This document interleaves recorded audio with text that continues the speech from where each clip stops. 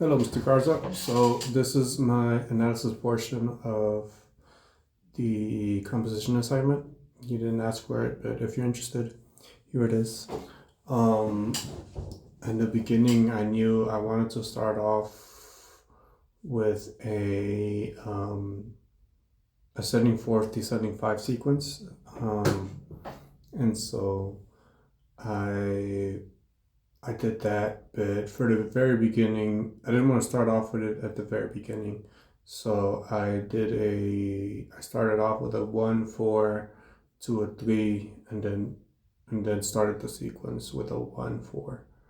Um, I used two non-harmonic notes, one in the bass and one in the soprano, with the oboe having the 3.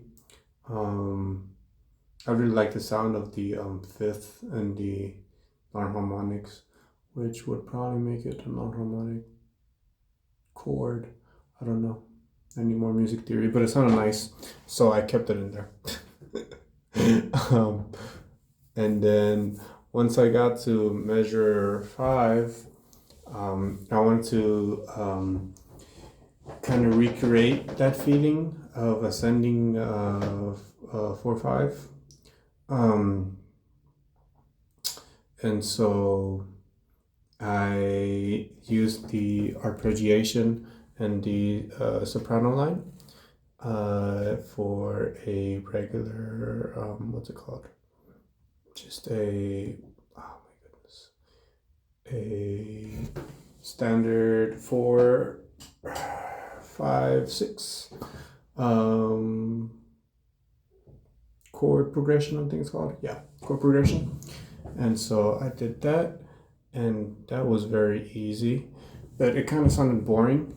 So at measure 7, I added the sharp 3 into it, sharp 3 7 into it, which, as you noted when we were listening to it, sounded, what was it that you said? It sounded different, or it sounded weird.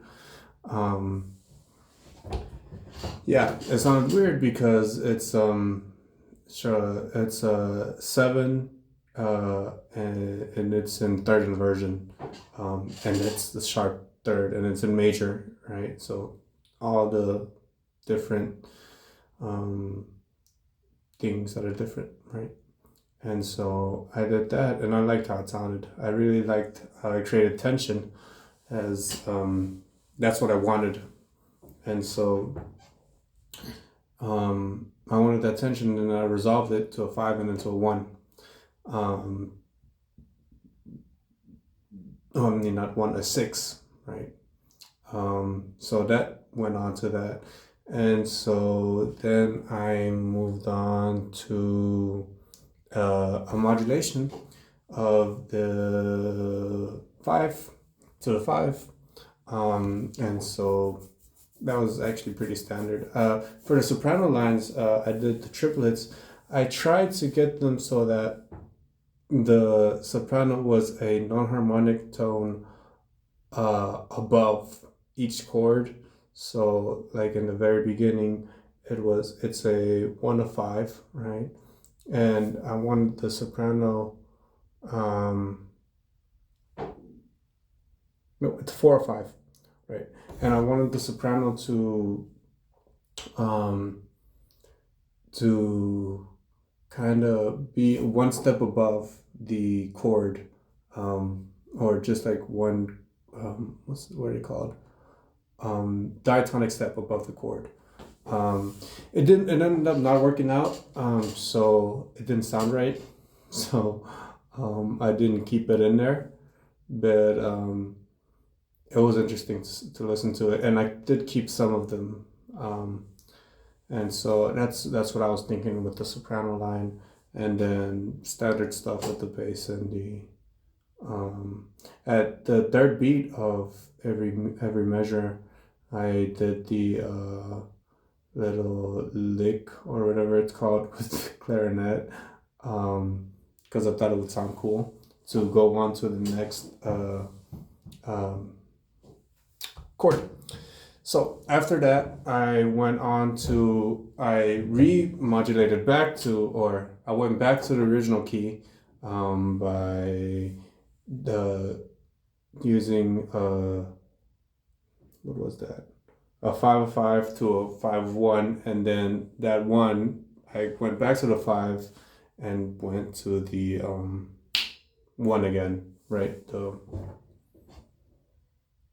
5/5 of 1. No.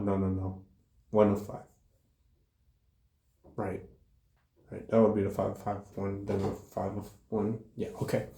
Yeah, I went back to tonic, and then that sounded nice, and so I really liked the way that sounded.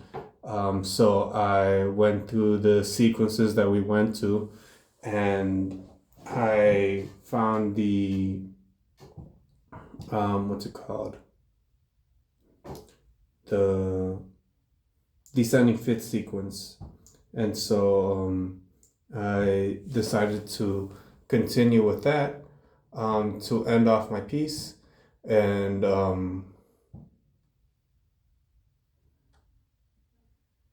yeah, and so once I finished off the descending fifth sequence, I was kind of stuck because I didn't know how to finish off the piece.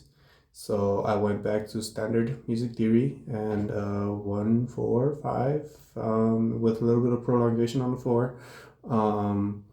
And at the 5, I think I did a